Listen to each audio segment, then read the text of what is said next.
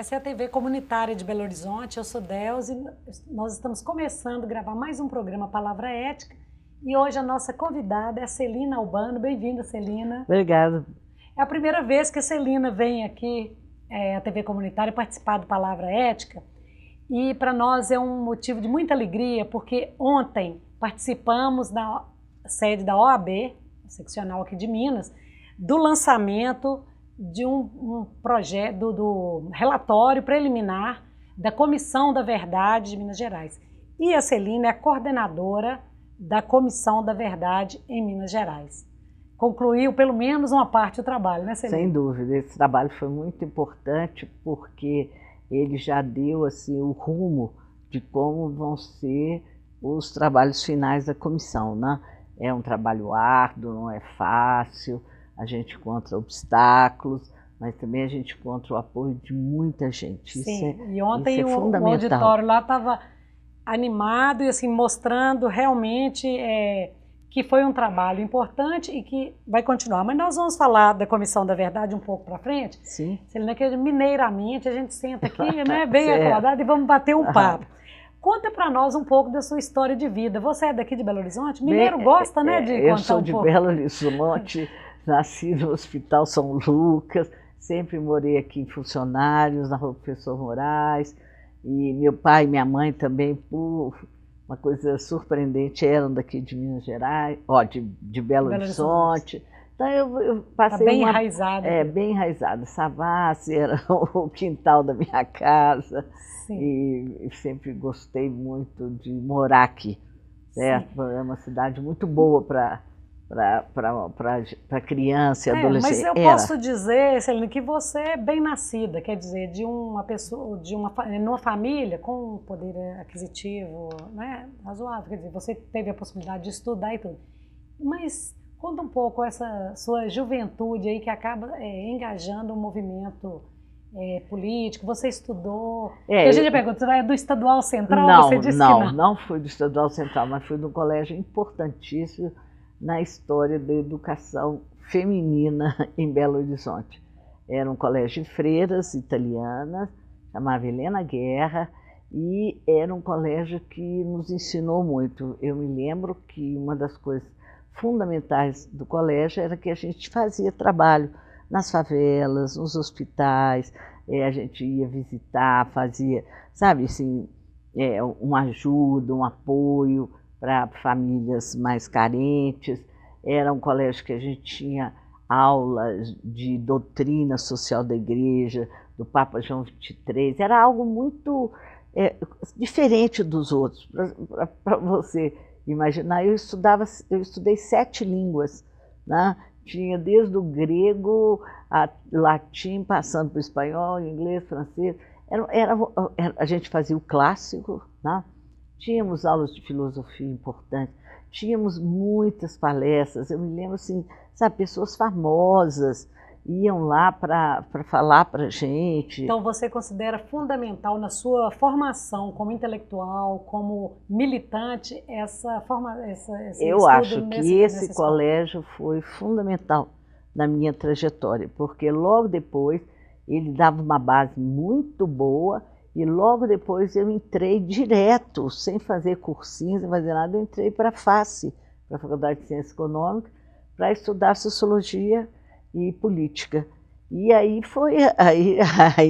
não posso nem falar mais, porque a FACE, nos anos 60, né, e com o golpe militar, a FACE tornou-se um caldeirão político onde todos os grupos e facções se encontravam. Havia um enfrentamento muito grande e lógico que, né, eu já tinha uma tendência, né, com as minhas leituras, com as conversas com amigos. Você é mais crítica, né? A gente tinha uma posição crítica. Eu me lembro, por exemplo, de filhos de amigos do meu pai falar: cuidado, Celina está virando comunista, ela está andando com umas pessoas que não devem andar. Eu falava: papai, pode ficar tranquilo que eu vou sair muito bem.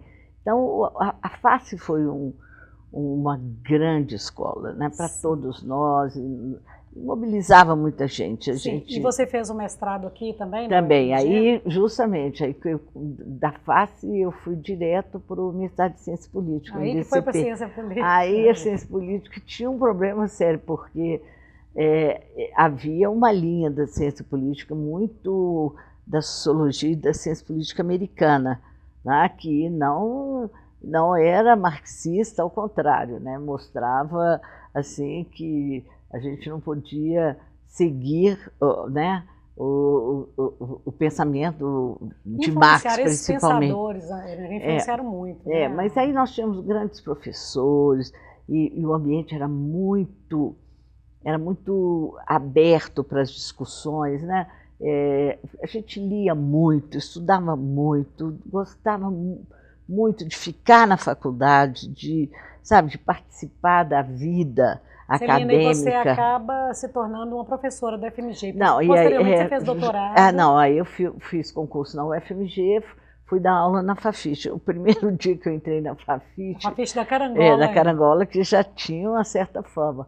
Eu lembro que a primeira vez que eu entrei lá foi para fazer o concurso, porque a gente era da FACE, e tinha essa rivalidade também. Nós não vamos lá para a Fafiche, a FACE que domina, aquelas brincadeiras de estudante, né?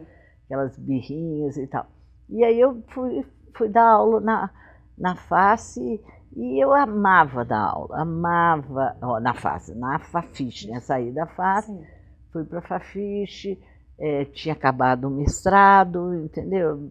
Eu comecei a escrever a tese e a partir daí eu entrei na academia e realmente eu fui fazer um doutorado e eu bati o pé e falei que eu não ia para os Estados Unidos, que era contra a formação americana na sociologia. E, por sorte, eu encontrei professores que falaram, não, você tem o perfil mais para as faculdades europeias. E como eu amava a Inglaterra, eu já tinha ido 2 vezes a Londres, e Londres para mim era o centro do mundo, então eu consegui ir para a Inglaterra, não para Londres, mas para Manchester, no norte, que era uma cidade industrial, mas que foi fantástico também, porque a gente conheceu. Nessa época tinha muitos exilados, né? Chilenos, argentinos, uruguaios. Mesmo brasileiros, né? E brasileiros também, mas em Manchester os brasileiros preferiam ir para... Eu conheci o Gilberto, visitei o Gilberto da casa dele, lá em North Hillgate, Caetano Veloso, estavam todos lá, mas eles, ao contrário da minha impressão e tal, eles estavam muito tristes, né, e tal. Eles não era exilado, é uma figura muito difícil, né? Mas eu encontrei com eles em 71, né, quando eu fui passear.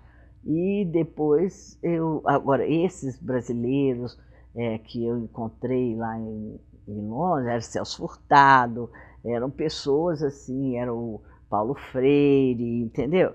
Eram pessoas que estavam lá e que a gente... do mundo político, né? Talvez acadêmico, mas todos os dois, tanto o Celso Furtado davam aulas. Né? Então tinha... Era muito bom. Eu conheci o Fernando Henrique Cardoso, trabalhei em pesquisas com ele, entendeu? Uma figura assim... Na época era assim, o nosso mentor. Mas você não chegou a ser exilado? Não, eu não, ao contrário, eu me esforcei para sair do país, que eu realmente não aguentava aqui. Pensa bem, né? Assim, o clima de falta de liberdade, era um negócio que me incomodava muito. Mas eu participei de todas as manifestações na cidade, tomada, por exemplo, da Escola de Direito, onde nós ficamos presos um dia, a Fafiche, depois a minha casa mesmo também foi invadida pela polícia, porque encontraram meu nome no bolso da camisa de um militante e que estava participando de um assalto a banco. Foi um negócio bem traumático, entendeu? Para minha família, principalmente, porque eu tinha consciência tranquila que eu não estava metida nisso, eu estava metida em outras coisas, mas aquele fato em si, não. Então era muito interessante, tinha amigos nossos, né? da nossa turma aqui, que a gente vivia no Maleta, e tinha esses amigos que caíram na clandestinidade, então a gente servia muito de apoio para eles, para fazer contatos, para, né, mudar a pessoa de um lugar para outro. É Celina, muito interessante. aproveitando, antes da gente entrar especificamente na Comissão da Verdade, você que viveu essa época de intelectuais, uma juventude bastante esclarecida, realmente tinha-se convicção de que essa era a saída, tinha que resistir mesmo, não existia diálogo, possibilidade de diálogo? Olha, eu não posso dizer que eu tinha uma certeza absoluta sobre a questão da luta armada. Sim. Eu achava que tínhamos que tirar os militares do poder. Isso era uma questão de honra para a minha geração, que tinha uma postura mais à esquerda, certo? Sim. Então, nós participávamos de todas as campanhas, de tudo que fosse contra as Forças Armadas, certo? E aí, agora, quando chegou 68, eu me lembro o dia do AI-5, eu não me esqueço, eu estava no Teatro Marília, quando chegou a notícia que, né, tinha acontecido o AI-5, tinha fechado o Congresso. Então, eram coisas que mas a gente tinha uma convicção muito forte de que nós tínhamos um papel a cumprir, sabe, a desempenhar.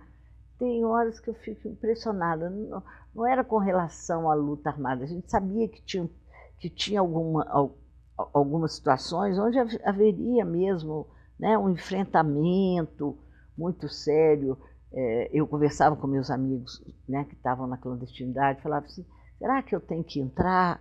Como é que eles... Não, nem todo mundo. O seu papel fora nos ajuda muito. Então, isso aí dava, né, uma coragem muito grande para a gente. Eram épocas, quando eu fiquei na Inglaterra, eu fiquei 4 anos na Inglaterra, entendeu? E lá eu já também participava de workshops sobre trotskismo, stalinismo e tal. Então, eu era bem assim, simpática ao trotskismo, entendeu? O fato de você ser formada, né, na área de sociologia política, economia, tinha uma nítida compreensão, por exemplo, da entrega do nosso país para o capitalismo? Sem dúvida, não, isso aí era... Eu lembro que uma das coisas que mais me impressionou era como as pessoas aqui no Brasil não sabiam o que os militares faziam. Eu me lembro de uma vez, foi um programa na televisão, chamava-se As Crianças do Brasil. Nossa, mas a televisão inglesa arrasou. Ela pegou o Maluf e ele achando que ele tinha que mostrar a riqueza dele. Quanto mais mostrava a riqueza, eles mostravam depois as crianças na rua, em Recife, ali naquelas favelas horrorosas lá de Recife, do Rio. Uma desigualdade social muito grande. E a gente lia muito sobre o que os militares estavam fazendo, as coisas erradas, né? A forma como esse Brasil grande estava sendo construído, e nós não compactuávamos com isso. Beleza, nós estamos então aqui no programa Palavra Ética, na TV comunitária de Belo Horizonte, e a nossa convidada de hoje é a Celina Albano. A Celina é coordenadora da Comissão da Verdade em Minas Gerais. Nesse primeiro bloco, ela nos falou um pouco da formação acadêmica, da sua história de vida e de uma juventude engajada na resistência aí contra a ditadura civil-militar, porque também os militares também teve apoio civis. Nós vamos fazer um pequeno intervalo e voltaremos daqui a pouco. A Celina vai nos falar mais sobre o trabalho da Comissão da Verdade. Um minutinho.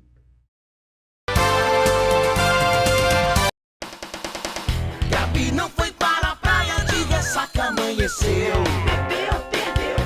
Bebeu, só perdeu as ondas, seu paquera que era seu. Passou mal o dia inteiro, dessa vez ela aprendeu.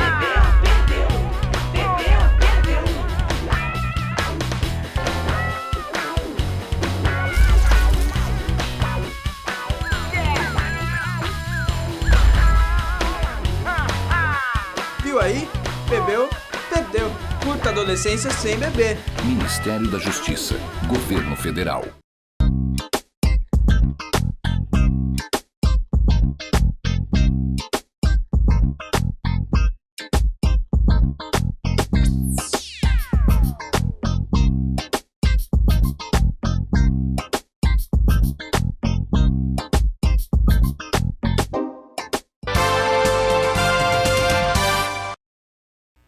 Então, nós estamos aqui na TV Comunitária de Belo Horizonte, esse é o nosso programa Palavra Ética. Eu sou Delze, vocês já me conhecem aqui da TV. E você pode nos assistir pelo canal 6 e 13 e também pela internet, no seguinte endereço, www.tvcbh.com.br. O nosso programa, ele sempre procura educar para os direitos humanos.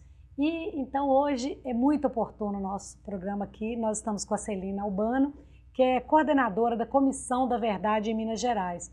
E ontem houve o lançamento preliminar já do relatório e falou-se tanto de tortura, de abuso do poder dos governantes, contra principalmente uma juventude, né, Celina, que engajou, que não aceitava a forma como os militares conduziam a política no Brasil, claro que para atender interesses de grandes conglomerados econômicos, etc. Celina, fala um pouco para nós, como você foi parar nessa Comissão da Verdade? Claro que por mérito, mas é um trabalho que precisa de muita dedicação, desprendimento, capacidade para coordenar. Eu acho que eu vou te contar uma coisa que eu não esperava, certo? Eu já estava acompanhando os trabalhos da Comissão Nacional da Verdade, né? Porque era um tema que me interessava. E aí recebo um telefonema do gabinete do governador Anastasia, me fazendo o convite. E eu acho que as coisas na vida, a gente tem sempre uns sinais. Nesse dia, se ele tivesse me telefonado depois do meio-dia, eu não estaria mais em casa. Eu estava já a caminho para Confins, para viajar para o leste europeu. E foi muito interessante porque eu tinha falado com meu marido, não vou a Auschwitz, eu não quero ver, eu tenho que me poupar dessas coisas. E de repente eu falei assim, poxa, se eu estou na Comissão da Verdade, não vou a Auschwitz. Parece estranho, né? Eu tenho que encarar, tem que ter coragem de ver as coisas, que a vida não é cor-de-rosa. E eu lembro que eu fui a Auschwitz e aquilo me impressionou muitíssimo. Assim, o silêncio, a maneira como a história foi montada, sem nada de espetacular, nem nada. Então eu voltei e falei assim, olha, eu acho que me chamaram na hora certa para que eu levantasse um pouco dessa história que foi bem apagada, bastante ocultada da população.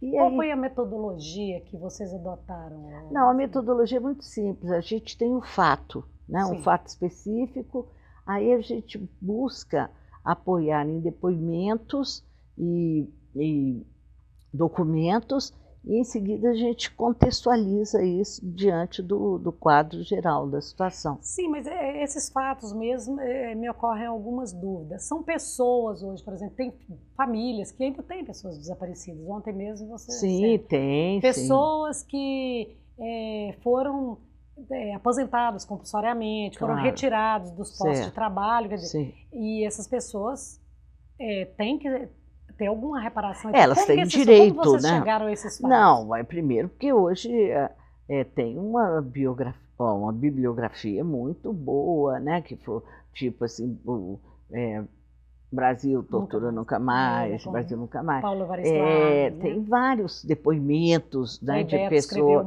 Frei Beto escreveu muito, tem vários livros, agora mesmo assim, Marighella, e grandes figuras que deixaram a história do Herzog, entendeu? Do Rubens Paiva.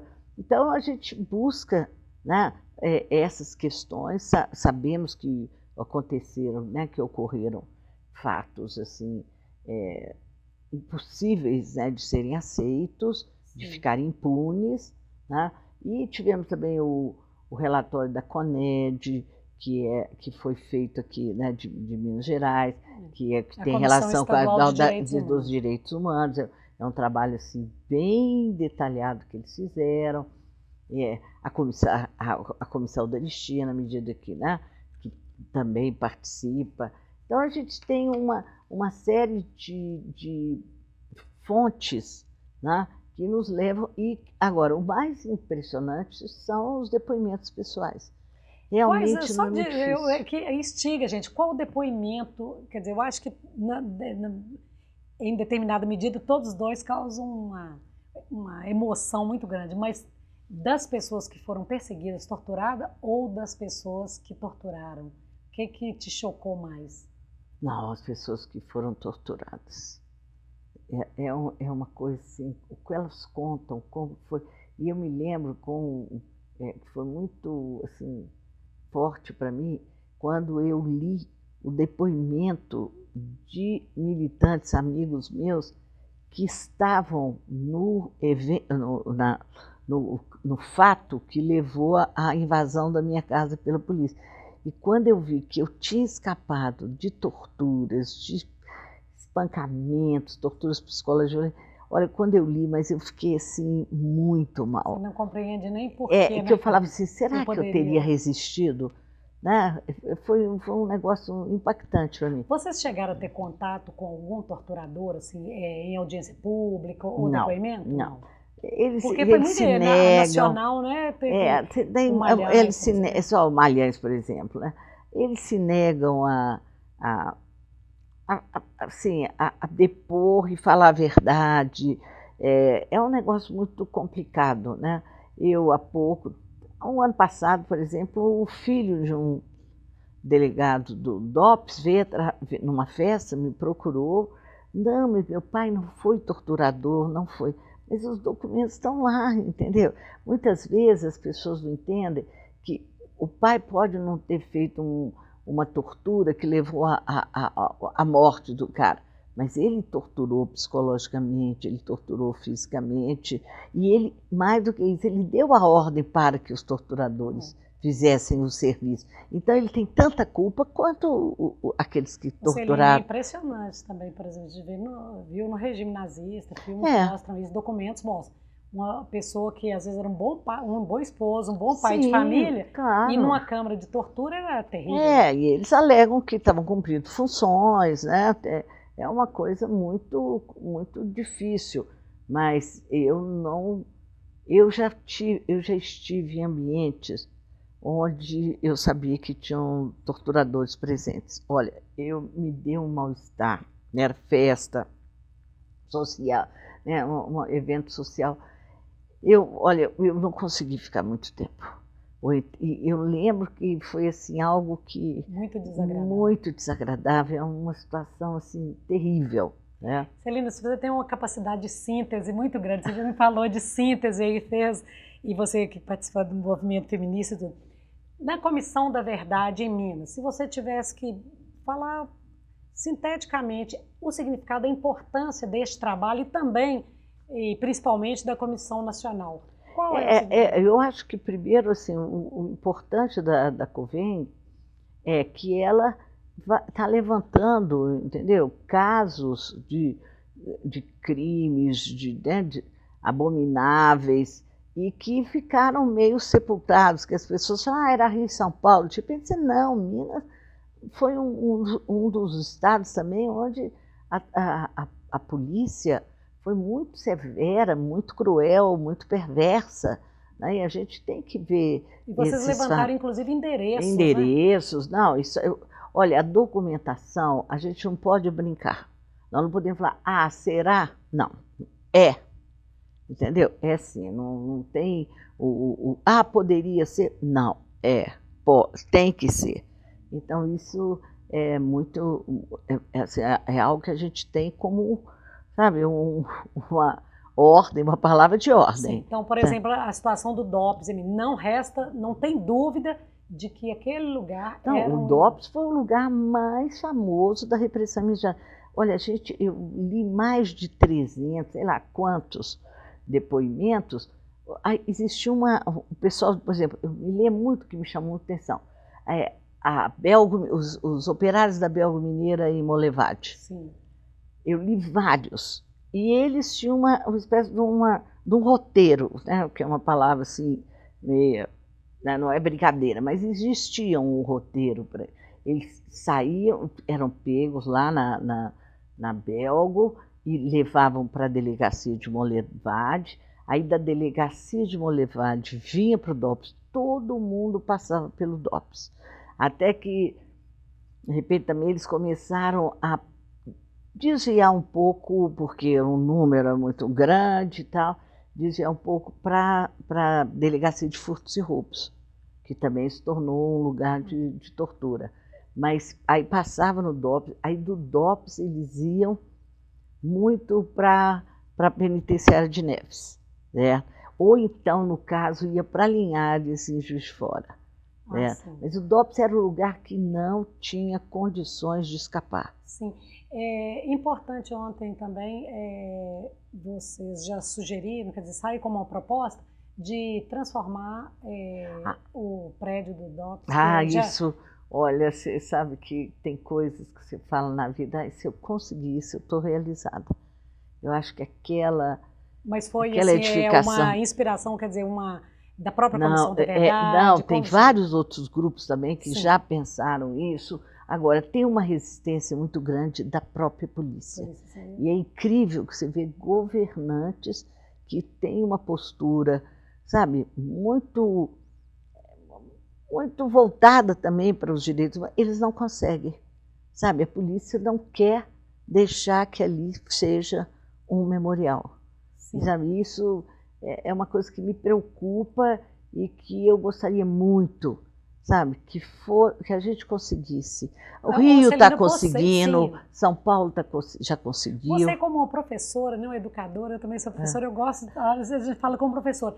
Qual é a importância de um memorial, por exemplo, como esse? Olha, é porque eu acho o seguinte, que situações históricas, né, sejam elas boas ou más, a gente tem que ter um centro de memória, né, uma memória que faça com que as pessoas lembrem, olha, eu gostaria de revelar fatos bons, como eu também gostaria de saber de fatos ruins, como nós chegamos aqui, de reconstruir uma história de casos que atentaram contra, né, as vidas humanas, que cometeram violações, né, dos direitos humanos. Então, eu acho que é aquilo que eu vi em Auschwitz, entendeu? Quer dizer, eu não sou, né, não tenho origem judia, né, mas aquilo me comoveu de uma forma tal, de falar assim, poxa, eu não quero que isso aconteça em nada.